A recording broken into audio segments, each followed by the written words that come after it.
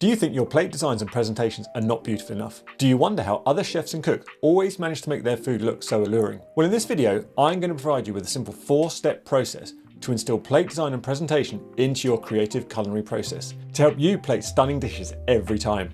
In much of the visual presentation techniques I talk about in this channel, there are many concepts, rules and guides to try and get your head around. In plate design, like with most things, I believe the more knowledge we have, the better. But not everyone has the time or desire to learn about colour theory, the golden ratio, or how to use negative space properly. Sometimes you just want to get started, and a simple framework is the best way to achieve this. So this is hopefully a straightforward, practical guide that'll elevate your dishes from the meh to the magnificent. So let me introduce you to the C.R.A.P framework, inspired by Robin Williams, who wrote the famous award-winning book, The Non-Designer's Design Book. This is a simple 4-step guide to plating perfection.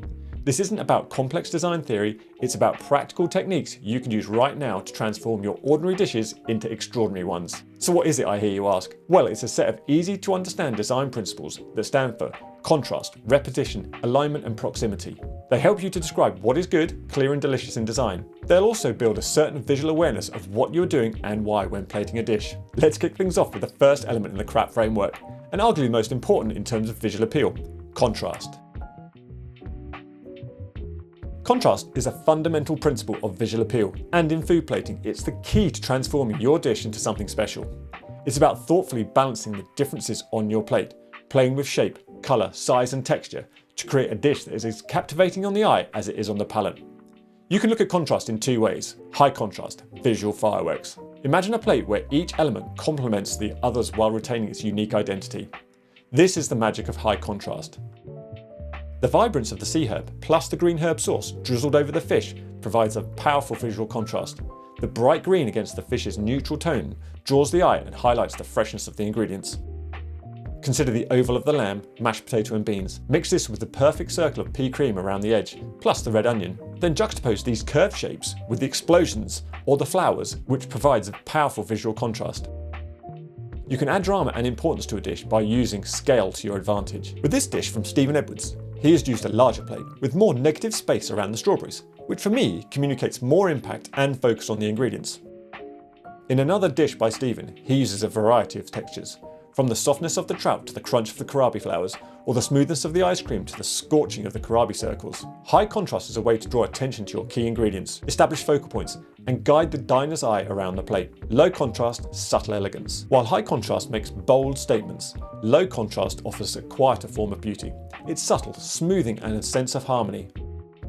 A dish like this features different shades of a single colour, in this case green, is visually appealing in its understated elegance, but in my opinion it's one of the hardest things to do well. The oranges of the quenelle with the chocolate cheesecake and the rust colour of the bowl still offers contrast, but in a way that's complementary rather than competing. Low contrast can be particularly effective for creating sophisticated minimalist aesthetic or in showcasing the natural beauty of a single high quality ingredient. While contrast is a valuable tool, using it thoughtfully is key. Remember, a pale sauce on a light coloured protein will fade into the background, while a bolder sauce will pop. So be sure to choose elements that are distinct enough to create a visual difference. Don't overcrowd your plate with too many competing elements. A few well-chosen, contrasting components are more impactful than a chaotic jumble. And finally, keep in mind that a visually stunning combination might not taste as good if the flavours clash. So consider flavour pairings alongside visual contrast. Contrast is a versatile tool that can evoke a range of emotions and atmospheres on your plate. By understanding its nuances and potential, you'll unlock a world of creativity and elevate your presentations to new heights. For me, using colour is one of the simplest yet powerful forms of contrast available to a cook or chef. So if you'd like a deeper dive into colour theory, then I suggest you click on this video here to get a better grasp of how it can lift your designs from bland to beautiful. Repetition is a powerful tool that harnesses the visual impact of recurring elements. In plating, repetition creates a sense of rhythm and flow, establishing a cohesive narrative and guiding the diner's eye through the dish. In this plate designed by Mauro Colagreco, a vibrant dish of reds where the deep reds of the beets is echoed in the pinks of the duck breast and the pickled purple shiso. The repetition of the colour red creates a visual harmony that ties the dish together. A dish featuring several elements cut into different shapes offers a playful repetition that adds visual interest and texture. So here we've got a triangle and a rectangle shape of the duck, which contrasts the repetition of the stars or flower shapes from the shiso and the circle of sauce. This dish is from Adam Handling, and one of my favourite parts is the repetition of the circles on the chicken that provides far more visual weight than if they weren't there. It showcases the precision and skill of the chef. Repetition can also be used to create a sense of movement and rhythm. Imagine a trail of microgreens, leading the diner's eye from one element of the dish to another, or a swirl of sauce that guides the gaze across the plate. While repetition is a valuable tool, it's important to use it carefully. Repeating a single element too many times can lead to a monotonous and overwhelming experience. A few well-placed repetitions are far more impactful than excessive use. To create a more dynamic and visually interesting composition, consider combining repetition with other design elements, such as contrast or asymmetry. Alignment is the art of arranging elements on your plate with intention and purpose. It's about creating a sense of order and structure, guiding the diner's eye, and telling a visual story. Think of it as the choreography on your plate, where each element has a designated place and role. Alignment can transform a haphazard arrangement into a harmonious composition. For example, centered. This dish from Choux works on many levels, for me mostly in terms of colour contrast, but it's also deliberately placed in the centre of the plate for maximum impact and symmetry. Linear. I love this row of shrimp squares, but especially how it subverts expectation by being placed on a diagonal, away from the diner. It creates interest and intrigue. Asymmetrical plating. This asparagus dish has a wonderful curve off-centre which works brilliantly. The asymmetrical element creates a sense of spontaneity and surprise, inviting the diner to explore the dish. Like with many things, there's no single right way to approach alignment. The best choice depends on your dish, your plate, and the aesthetic you're aiming for. Classic centered alignment is a safe and versatile option that works well for many dishes, especially those with a single prominent element. For a more dynamic feel, consider off-center alignment, particularly if your dish has multiple components or you're using an asymmetrical plate. Don't be afraid to get creative and experiment with combinations.